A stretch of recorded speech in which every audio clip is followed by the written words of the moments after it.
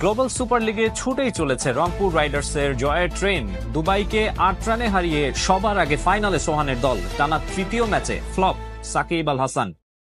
অনূর্ধ্ব-২০ নারী সাফে আজ আবারও ভুটানের মুখোমুখি হবে বাংলাদেশ।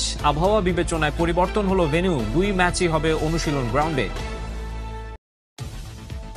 এবং অক্টোবর উইন্ডোতে নারী দলের প্রীতি ম্যাচ আয়োজনে চীন, দক্ষিণ কোরিয়া ও জাপানের সঙ্গে কথা বলছে বাফুফে। সাবিনাদের জাতীয় দলে ফেরার প্রশ্নে শৃঙ্খলাকেই গুরুত্ব দিচ্ছে ফেডারেশন। স্মরণীয় এক সফর শেষে দেশে ফিরেছে বাংলাদেশ জাতীয় ক্রিকেট দল। বৃহস্পতিবার সকালে হযরত শাহজালাল আন্তর্জাতিক বিমানবন্দরে এসে পৌঁছান টাইগার ক্রিকেটাররা। এয়ারপোর্ট থেকে বের হওয়ার পর নিজের ট্রফি দুটা বুঝে নিলেন Liton Kumar Das. Player of the match ও প্লেয়ার অব দি সিরিজের দুটি ট্রফি লিটনকে দিলেন টিম বয়। এলকেডির শোকেসে যোগ হবে এই দুটি ট্রফি। অন্যদিকে বাংলাদেশ দলের টি-20 সিরিজের ট্রফিটা শোভা পাবে বিসিবি।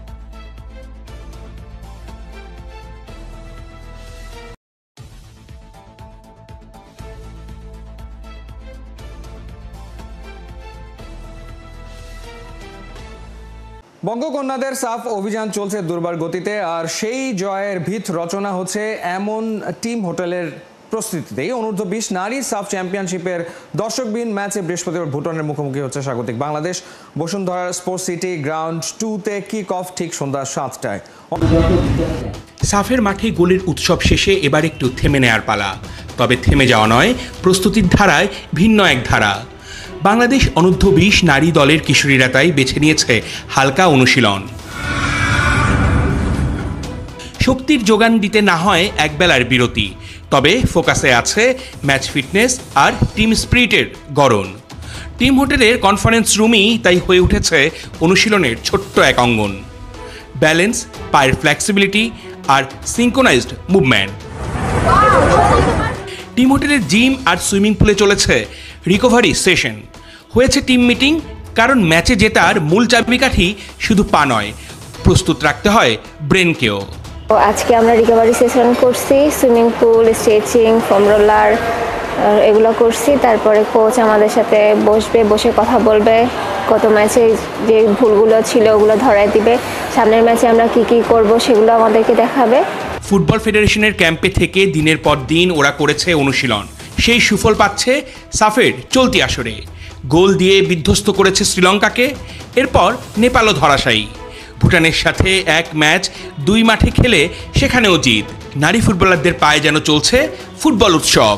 এটা শুধুই খেলা নয়, এটা বাংলার মেয়েদের আত্মবিশ্বাসের প্রতিচ্ছবি। টানা 3 ম্যাচ জয়ের পর রাউন্ড রবিন লিগের নেক্সট ম্যাচে প্রতিপক্ষ ভুটানিরা। এই ম্যাচ সামনে রেখে নতুন গল্পের অপেক্ষায়। একটু ইনজুরি ছিল, এগুলি সব কাটিয়ে উঠেছে এবং আমাদের মেয়েরা এখন ফুরফুরা মেজাজি আছে। আমাদের আজকে রিকভারি সেশন ছিল, আমরা স্ট্রেচিং করেছি এবং সুইমিং করেছি। তো আমাদের মেয়েরা আফটার ওভারঅল সবাই ভালো, আর নেক্সট ম্যাচের জন্য প্রিপেয়ার্ড। ঘরের মাঠে গর্জে উঠেছে বঙ্গকন্যারা। জয়ের ছন্দে দল, ঝড়ের গতিতে এগিয়ে চলা কিশোরী বাঘিনীদের শিরোপায় চোখ। ক্রিস্টিয়ানো রোনালদোর চেয়ে এই মুহূর্তে লামিন ইয়ামালি এগিয়ে। রোনালদো জুনিয়রের এমন বক্তব্যে সাড়া পড়ে গেছে চারদিকে এক লাইভ স্ট্রিমিং প্ল্যাটফর্মের প্রোগ্রামে। যদিও বাবাকে সর্বকালের সেরা ফুটবলার বলেছেন জুনিয়র রোনালদো। ক্রিস্টিয়ানো রোনালদো ইতিহাস গড়তে যাচ্ছেন। এই গ্রহের প্রথম ফুটবলার হিসেবে খেলতে চলেছেন নিজের 6 নম্বর ফিফা ওয়ার্ল্ড কাপ। 2006-এ জার্মানি বিশ্বকাপ দিয়ে শুরু, তারপর 2010-এ সাউথ আফ্রিকা, 2014-তে ব্রাজিল, 2018-এ রাশিয়া আর 2022-এ কাতার বিশ্বকাপে খেলেছেন পর্তুগিজ সুপারস্টার। সব ঠিক থাকলে ইউনাইটেড স্টেটস, কানাডা আর মেক্সিকোর যৌথ আয়োজনে 2026 আসরেও নামবেন CR7। যদিও সেই যাত্রায় তার মতোই 6 নম্বর বিশ্বকাপ খেলতে নামবেন লিওনেল মেসি সহ আরো বেশ কজন ফুটবলার। কিন্তু ফুটবলে তো অংশগ্রহণ নয়, জয় পরাজয়টাই মুখ্য। আর সেখানেই তার চেয়ে যোজন এগিয়ে গেছেন সময়ের আরেক সেরা তারকা লিওনেল মেসি।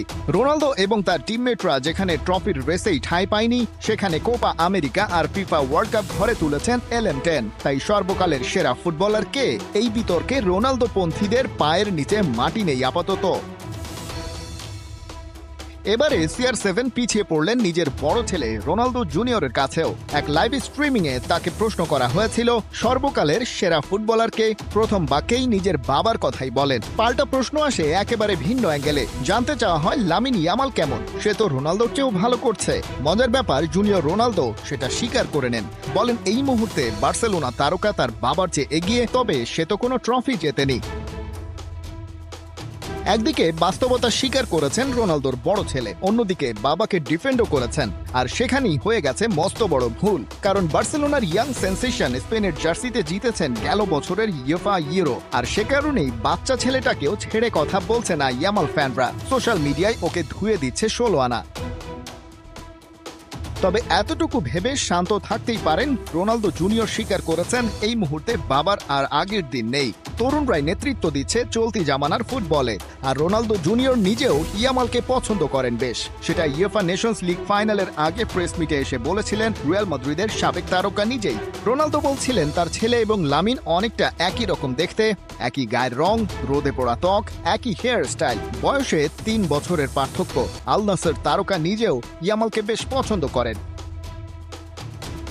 সোজা কথায়, 2 প্রজন্মের 2 তারকা যারা ভিন্ন 2 দেশের এবং আলাদা 2 রাইভাল ক্লাবে খেলেছেন, তাদের মধ্যে তুলনার কোনো সুযোগ নেই। তবে আলোচনাটা হালে পানি পেয়েছে রোনালদো পুত্র ইয়ামালের ওই ইউরো জয় মিস করে গেছেন বলেই। বয়সের ভারী মেসির পারফরমেন্সে পড়েছে ভাটা, এমন অভিযোগকে এবার উড়িয়ে দিলেন ব্রাজিলিয়ান কিংবদন্তি রোনালদো নাজারিও। আর 9-এর দাবি মেসি এখনো ফিট, আগামী বিশ্বকাপে আরেকবার চেনাবেন নিজের জাত। সঙ্গে রাইভাল আর্জেন্টিনা দলকে দিয়েছেন A+ রেটিং। ম্যাচ চলাকালে সুযোগ পেলেই মাঠে হেঁটে বেড়ান তিনি, হাঁপিয়ে যান বলেই জিরিয়ে নেন মৌকা বুঝে। দল হারলে কিংবা খারাপ করলে 38 বছরের লিওনেল মেসির পারফরম্যান্সে ভাটা পড়ার বিষয় তুলে এভাবেই সমালোচনার ঝড় তোলে নিন্দুকেরা। এবার আর্জেন্টাইন এই ফুটবল জাদুকরের বিরুদ্ধে ওঠা এমন অভিযোগকে উড়িয়ে দিলেন রাইভাল ব্রাজিলের কিংবদন্তি ফুটবলার রোনালদো দ্য ফেনোমেনন। লিওকে শুধু আগলেই রাখেননি, রীতিমতো প্রশংসায় ভাসিয়েছেন এই ফুটবলারের বর্তমান পারফরম্যান্সকেও। ডি স্পোর্টসকে দেওয়া সাক্ষাৎকারে 2026 বিশ্বকাপে কতটা ইম্প্যাক্ট রাখতে পারবেন মেসি, R9 সে প্রশ্নের উত্তর দিয়েছেন অকপটে। লিওকে দলে পাওয়া আমাদের মতো সাধারণ মানুষের তুলনায় বিশাল এক সুবিধা। আমি তাকে দারুণ ফিট দেখছি এবং আমার বিশ্বাস সে বিশ্বকাপে ভালো ফর্মে পৌঁছাবে। বয়সের সঙ্গে মেসি এখন আলসে হয়ে গেছেন, মাঠে বেশিরভাগ সময় সতীর্থদের সহযোগিতা না করে হেঁটে বেড়ান। এমন অভিযোগকে রোনালদো নাজারিও উড়িয়ে করেছেন তার সাম্প্রতিক সময়ের পারফরম্যান্সের মূল্যায়ন। আমি ক্লাব বিশ্বকাপে মেসির খেলা দেখছিলাম এবং সে এখনো সেই জাদুটা ধরে রেখেছে। যখনই বল পায় কিছু না কিছু গুরুত্বপূর্ণ ঘটনা ঘটায়। সে খেলাটা দারুণভাবে পড়তে পারে, কি করতে হবে সেটা বোঝে, যদি বল হারায় তবে সেটা ফিরিয়ে আনতে চেষ্টা করে, এমনকি সেজন্য 30-40 মিটার পর্যন্ত দৌড়ায়। আগামী বিশ্বকাপে ব্রাজিল আর্জেন্টিনার মতো দলগুলোর সম্ভাবনা কতটুকু, এমন প্রশ্নের উত্তরে আর্জেন্টাইন দলকে প্রশংসায় ভাসিয়েছেন কারো কারো চোখে সর্বকালের সেরা এই স্ট্রাইকার।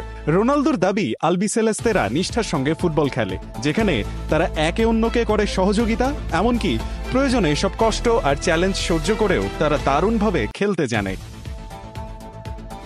ব্রাজিলের মতো ফুটবল ইতিহাসের সবচেয়ে এলিট দলগুলোর একটির হিস্ট্রির অন্যতম সেরা ফুটবলার হয়েও চির প্রতিদ্বন্দ্বী আর্জেন্টাইন দলের প্রশংসায় রোনালদো নাজারিও আরেকবার প্রমাণ করলেন স্পোর্টস ওয়ার্ল্ডের সেই বিখ্যাত কথাটা, রাইভাল নট এনিমি।